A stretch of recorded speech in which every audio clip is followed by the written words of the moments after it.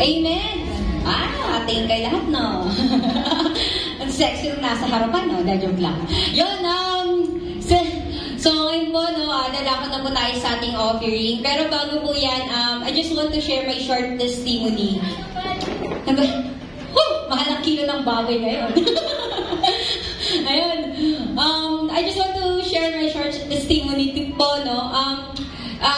Marami na rin pong nakakaalam nito dahil marami na rin po akong pinagsabihan. Ayan. Kasi this year po, nawalan po ako ng trabaho. And syempre, napakahirap po talagang mawalan ng trabaho ngayon. And, you know, tapos nag-sign up po ako sa Temple Builders natin. Kasi ayoko naman pong makikigamit lang ako pero hindi ako naging part, di ba? Makikigamit ako sa CR pero hindi ako naging part. And syempre, it is, as a part of our family, kailangan meron din tayong part. Yun. Kailangan maging part din tayo kung ano yung ginagawa, kung ano yung improvement na gagawin natin. So, alam niyo po, yung nawalan po ako ng trabaho, dun po ako nagbigay kay Lord sa Temple Builders. Alam niyo po, napakahirap po talaga dun sa part ko. Kung iisipin po talaga natin, no, napakahirap po, wala ka ng trabaho, pero magbibigay ka pa. Pero alam niyo po kung ano tinuro sa akin ng Lord, yung pagtitiwala sa Kanya. Sabi ko nga, nawalan ako ng trabaho, pero at peace yung heart ko. Kasi,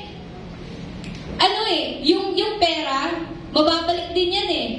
Pero yung peace na galing kay Lord, ito yung napakasarap sa feeling. And lahat ng bagay dito, do you believe po, lahat ng meron tayo ngayon galing kay Lord? Naniniwala po ba kayo na lahat ng meron tayo galing kay Lord? At ibibigay lang po natin, ibabalik lang po natin sa Kanya ito.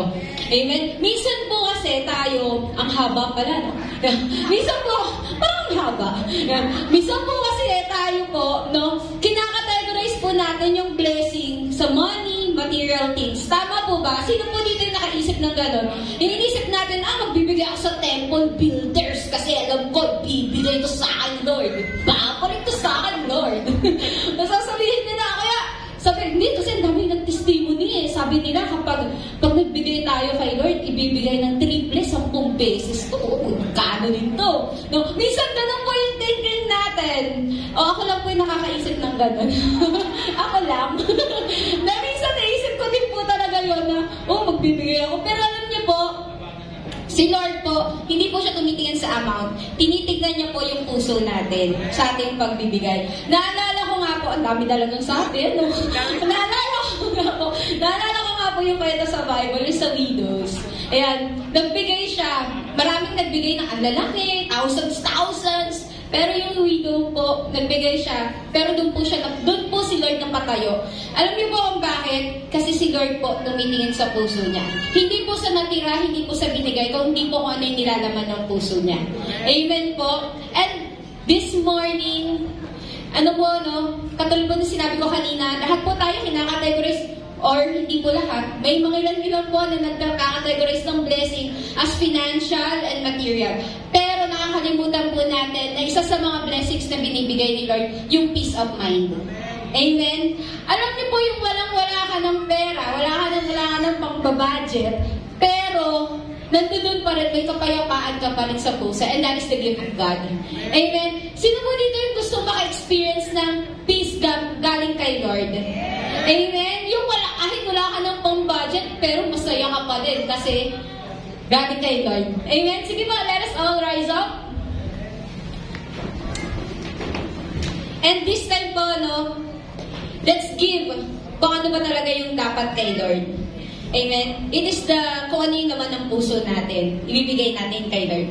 Amen. Hallelujah, Lord. Maraming salamat nga po, Panginoon. Sa umagang ito, Lord God. Lord, maraming salamat sa iyong salita, Panginoon.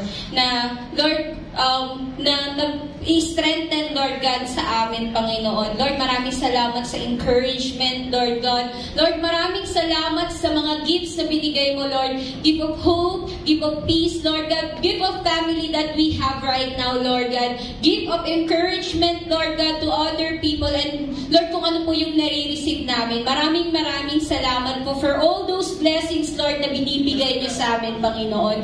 And, Lord, hayaan mo nga po, Panginoon, na yung ibibigay po namin ngayon, Lord God, makapagbigay ng ngiti sa iyong mga labi, Lord God. Lord, we don't need, or Lord, wala po kaming ibang hinahangad, Lord God, kung hindi, Panginoon, yung mapasaya ka namin, Panginoon. Hallelujah, Lord God. And Lord, hayaan mo nga po, Panginoon, sa every circumstances, struggles, Panginoon, ng buhay namin, Lord God. By your grace, Lord God, by your love, Lord God, babangon kami, Panginoon. We will, tatayo kami, Lord God, ng stronger than before, Panginoon. Kasi, Lord, naniniwala kami, Panginoon, na nakasama ka namin, Lord God. Hallelujah, Lord God. You will strengthen us, Lord God, sa panahon, Lord God, that we are weak, Lord God. And, Lord, you will give us, Lord God, what we need, Lord God. Kasi, Lord, kilala mo kami bilang mga anak mo, Panginoon. Lord, maraming salamat, Lord God. We love you, Lord. We honor you, Lord God. In Jesus' name we pray. Amen.